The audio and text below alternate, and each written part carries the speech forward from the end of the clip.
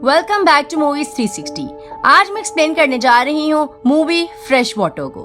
ये एक crocodile survival movie है, तो चलिए शुरू करते हैं इस वीडियो को।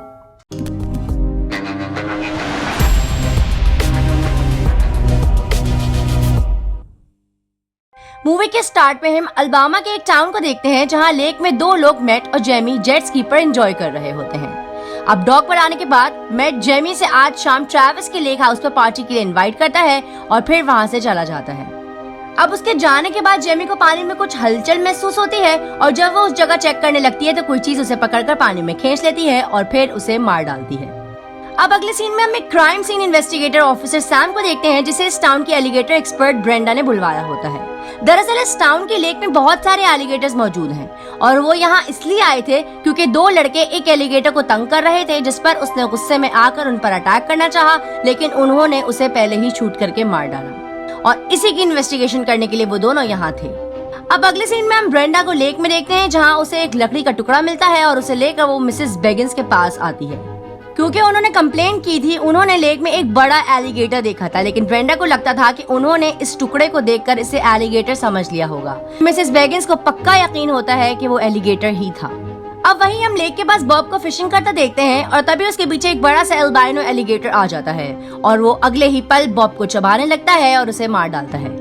अब शाम हो जाती है और हम मैट को उसके दोस्त जेसन के साथ देखते हैं जो ट्रैविस के लेक हाउस जाने की तैयारी कर रहे थे और तभी उन्हें जेसन की गर्लफ्रेंड क्लॉडिया भी ज्वाइन कर लेती है और वो जेमी के आने का वेट करने लगते हैं। अब अगले सीन में हम टाउन में एक फिशिंग स्टोर देखते हैं जहाँ की वर्कर किम टाउन के नए शेरिफ जोन्स को वेलकम करती है और किम को वहाँ देखकर डेप्टी बार्न्स उससे पूछता है कि आज की शिफ्ट पर जेमी को यहाँ होना था, तो किम बताती है कि वो सुबह से नहीं आई और ना कॉल रिसीव कर रही है, इसीलिए शेरिफ डेप्टी बार्न्स को जेमी को चेक करने उसके घर भेजता है। अब कुछ देर बाद हम स्टोर में ट्रेविस को देखते हैं जो किम का बीएफ होता है और आज शाम उसके सभी दोस्त उसके लेक हाउस पर आने वाले थे।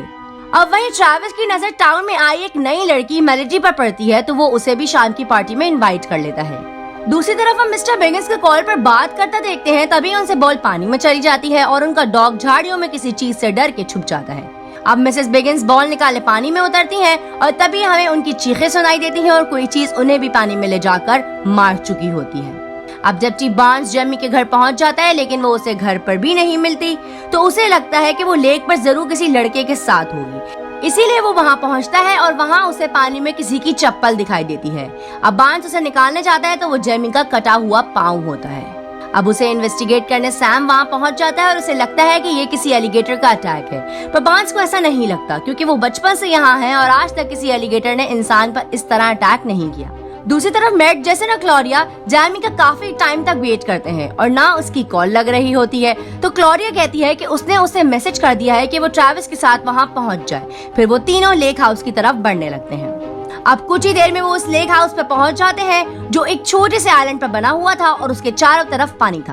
अब वहाँ क्लॉडिया एक एलिगेटर को देखकर डर जाती है और जेसन बताता है कि यहाँ तुम्हें हर जगह एलिगेटर दिखाई देंगे। वहीं टाउन में हम सैम और ब्रेंडा को एक साथ देखते हैं और तभी सैम को लेक में एक बड़े अल्बाइनो एलिगेटर की झलक दिखाई देती है, तो वो उसके बारे में ब्रेंडा को बताता है, पर ब्रेंडा कहती है कि अल्बाइनो गेटर बहुत रेयर ही पाए जाते हैं और इस लेक में एक भी अल्बाइनो गेटर नहीं है। दूसरी तरफ ट्रैविस बाकियों को लेकर भी लेक हाउस पहुंच जाता है लेकिन मैट को जेमी उनके साथ भी नहीं मिलती और ट्रैविस बताता है कि वो डॉक पर आ ही नहीं। अब तभी जॉन ट्रैविस को बताता है कि वो कैसी के साथ कुछ टाइम लेक में एंजॉय करने के लिए जा रहा है, फिर वो कैसी को लेकर निकल जाता है। वहीं बाकी लोग घर की तरफ जाने लगते हैं और मेलेडी को यह घर बहुत पसंद आता है। अब वो सब बातें करने लगते हैं और मेलेडी के बारे में पूछते हैं कि उसे किसी ने यहाँ नहीं देखा, तो वो बताती है कि वो बस छुट्टियों में यहाँ आती है और वो स्कूल में उनके साथ थी और तब वो मोटी हुआ करती थी और तब सब बहुत शॉक्ड हो जाते हैं क्योंकि वो अब बहुत चेंज हो गई थी। वहीं लेक में कैसी पानी में चली जाती है और उसके पीछे पीछे जॉन भी पानी में आ जाता है। अब जॉन उसकी तरफ बढ़ने लगता है पर अचानक कोई चीज उसे पानी में खींच लेती है, जिससे कैसी डर जाती है और उसका नाम जोर जोर से लेने लगती है, जिससे घर पर मौजूद सब लोग उसकी आवाज सुनकर बाहर की तरफ आ जाते हैं और तभी जॉन बाहर आता है लेकिन कोई चीज उस पर अटैक कर रही होती है और वो उसे मार डालती है। अब बाकी लोग भी डॉक पर आ जाते हैं और ये देखकर जेसन और ट्रैविस बोट स्टार्ट करने की कोशिश करते हैं लेकिन वो स्टार्ट ही नहीं होती।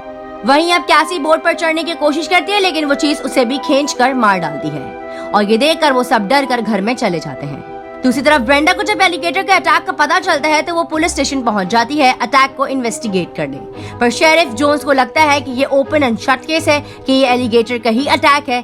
फिर वो अपने किसी काम से बाहर चले जाते हैं। अब बार्न्स ब्रेंडा को बताता है कि उसे नहीं लगता कि ये एलिगेटर का अटैक है, तो वो बॉडी को एग्जामिन करने का कहती है, तभी वो सही बता पाएगी। फिर बार्न्स ब्रेंडा को मॉर्ग ले जाने लगता है और तभी उन्हें वहाँ सैम भी मिल जाता है। फिर वो तीनों साथ ही वहाँ जाने लगते हैं। दूसरी तरफ लेक हाउस पर ट्रैविस लैंडलाइन से शेरिफ के ऑफिस कॉल करता है और रिकॉर्डिंग पर वो आधी बात ही बताता है कि तभी वहाँ की इलेक्ट्रिसिटी चली जाती है और लैंडलाइन भी डेड हो जाती है। फिर वो सभी पैनिक में आ जाते हैं, तो जेसन और ट्रैविस बोट से हेल्प लाने का सोचते हैं। अब वो दोनों जैसे ही बाहर आते हैं तो देखते हैं कि उनकी बोट की रस्सी खुली हुई थी, जिससे बोट डॉक से दूर हो जाती है। अब ट्रैविस खुद हीरो बनने की कोशिश करने लगता है और एक रस्सी खुद से बांधकर बोट की तरफ जंप लगाता है, लेकिन वो बोट तक नहीं पहुंच पाता। फिर वो स्विम करके बोट की तरफ जाने लगता है, लेकिन जेसन उसे मना करता है और डॉक की तरफ खींचता है। और तभी कोई चीज ट्रैविस पर अटैक कर देती है और उसे भी मार कर खा जाती है। वहीं टाउन में ब्रेंडा जैमी के पाँव को एग्जामिन करने लगती है कि तभी उसे देखकर बार्न्स की तबीयत खराब हो जाती है और वो वॉशरूम चला जाता है। फिर ब्रेंडा पाँव को देखती है तो उस पर अटैक का पैटर्न डिफरेंट होता है और एलिगेटर का मुंह इस तरह का नहीं होता। फिर उसे और एग्जामिन करने के बाद उन्हें उसके पाँव से एक छोटा सा मेटल का पीस मिलता है, जिसे देखकर सैम भी समझ जाता है कि एलिगेटर के अलावा भी कुछ और इन्वॉल्व्ड है। फिर ब्रेंडा और बार्न्स लेक की तरफ और इन्वेस्टिगेशन करने निकल जाते हैं और सैम उस मेटल पीस पर रिसर्च करने लगता है। वहीं लेक हाउस में जेसन आकर सबको ट्रैविस की मौत का बताता है, जिस पर किम फिर से रोना शुरू कर देती है। फिर वो सभी एक साथ रहने का डिसाइड करते हैं, क्योंकि यहाँ लाइट भी है, पर तभी घर की लाइट भी चली जाती है। दूसरी तरफ ब्रेंडा और बार्न्स लेक में होते हैं और तभी ब्रेंडा को लेक में एक लकड़ी का टुकड़ा दिखाई देता है और वो उसे जैसे ही टच करने जाती है, बार्न्स उसे जोर से मना करता है, जिससे ब्रेंडा घबरा जाती है और उसमें उसकी उंगली जख्मी हो जाती है। और फिर वो जब उसे निकाल कर देखती है तो वो एक ट्रैप था। अगर बार्न्स वार्न ना करता तो ब्रेंडा का हाथ उसमें फंस जाता। फिर वो उसे पुलिस स्टेशन पहुंचकर देखने लगते हैं और तभी बार्न्स फोन पर रिकॉर्डिंग सुनता है तो वो ट्रैविस की थी, इसीलिए बार्न्स उसकी तरफ जाने लगता है और ब्रेंडा वहीं रुककर उस ट्रैप को ओपन करने के लिए टूल्स ढूंढने लगती है। और तभी उसे शेरिफ की डेस्क पर न्यूज़पेपर की कटिंग्स मिलती है, जिसमें एलिगेटर के अटैक की न्यूज होती है और वो उस टाउन की थी जिसमें शेरिफ की यहाँ से पहले पोस्टिंग थी। और वो समझ जाती है कि इसमें जरूर शेरिफ का हाथ है, क्योंकि जब से वो आया है तब से लोग मरना शुरू हो गए थे। इसीलिए वो फौरन 911 कॉल करती है और एक पुलिस ऑफिसर को लेक हाउस की तरफ भेजने का कहती है। दूसरी तरफ बार्न्स लेक हाउस पहुंच जाता है और वहाँ शेरिफ पहले से मौजूद होता है और वो बार्न्स से कहता है कि वो भी ट्रैविस की रिकॉर्ड कॉल सुनकर यहाँ आया है। फिर वो उसे लेकर लेक हाउस की तरफ बढ़ता है। अब सुबह हो जाती है और हम देखते हैं कि शेरिफ बार्न्स को लेकर लेक हाउस पहुंचा ही नहीं था। अब वहीं इलेक्ट्रिसिटी के झटके से जेसन की आंख खुल जाती है तो वो फ्यूज बॉक्स देखने के लिए जाता है। दूसरी तरफ ब्रेंडा सैम को कॉल करके सब बताती है और उसे भी लेक हाउस पहुंचने का कहती है। वहीं अब कुछ देर बाद सबको जेसन की चीख सुनाई देती है तो मैट बाथरूम से निकलता है और वो सब उसे चेक करने जाते हैं, पर मेलेडी बाहर निकलने से मना कर देती है। अब वो तीनों बाहर देखते हैं तो फ्यूज बॉक्स पर जेसन का बस हाथ लटक रहा था। फिर वो डर कर वापस अंदर आ जाते हैं और उन्हें वहाँ मेलेडी दिखाई नहीं देती। और तभी किम को मैट पर शक होता है, क्योंकि जब जेसन चीखा था तब वो ही यहाँ नहीं था।